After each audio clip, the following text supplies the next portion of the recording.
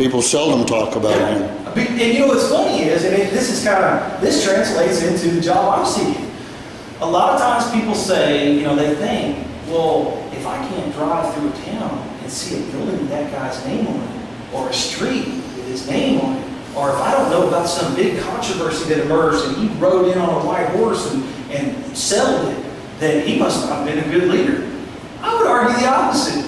If you've got a guy that's running things so smoothly that he avoids the crisis to begin with, and he doesn't have to build the building because he's utilizing the ones he has, and if he does build it, he doesn't build a monument to himself, that's the true leader. That's the guy that's doing his job. I had to laugh. I watched Blues Brothers the other day. First time I've ever seen it, believe it or not. I don't know if y'all have seen that movie recently, but I listen sometimes when I'm on my way home late from the office. I'm listening to Cam and Company on Sirius Satellite Radio, and he talks about Mayor Richard Daley a lot, as you can imagine. You ought to go back through that movie and look how many times that guy's name pops up in the city of Chicago. How many different buildings and structures and all these courthouses and stuff that are named after him. And it's West Virginia. And he was a total crook. Yeah, still is. And Governor Harris at the dinner. Yeah. Now son. Yeah. But that's what I call the building and boulevard syndrome. And we want buildings and boulevards named after us.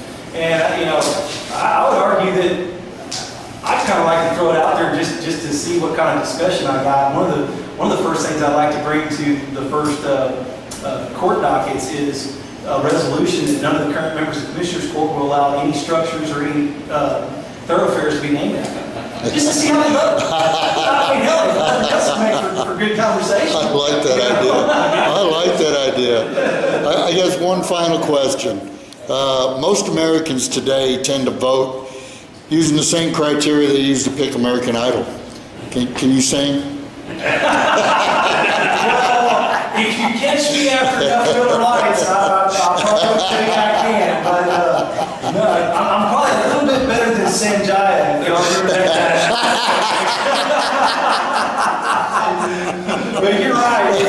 One of the funniest things when I was a kid, I remember my parents telling me that there was a huge study done back in, what was that, I guess 1960, after JFK won,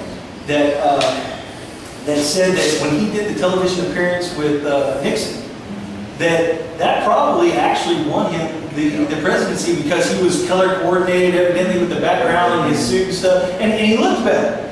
And I thought, that's are we that shallow? That is a sad testament to what our society has become. It isn't near as shallow as the way Obama wanted. Yeah. Hope change. That's hope change. How's that working for you? Yes, we can. But I ain't got no hope though. I guess maybe I shouldn't criticize that too much because my opponent's about 5 inches or 6 inches shorter than I am, and he's 67 years old. So maybe I should hope for that. I don't know. Well, that was Matt Ocker talking from the heart. We, the Sons of Liberty, are going to support Matt in his endeavor to become the county judge. A few of our members live in this county. Most of us have come from other parts of the state. Here's a little pan view of the guys out here that have come from elsewhere. And we ride in support of any candidate that is looking to change the status quo of what has been back to what it was supposed to be.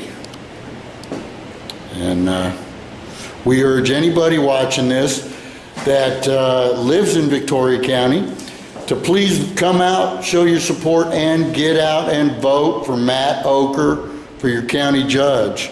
If you don't live in the county, this is a grassroots movement. This is a grassroots campaign. $1, $5, $10, anything you can offer Mr. Ocker will be used wisely and used towards reconstructing us back to the Constitution and its original intent, and try to regain our society. Amen.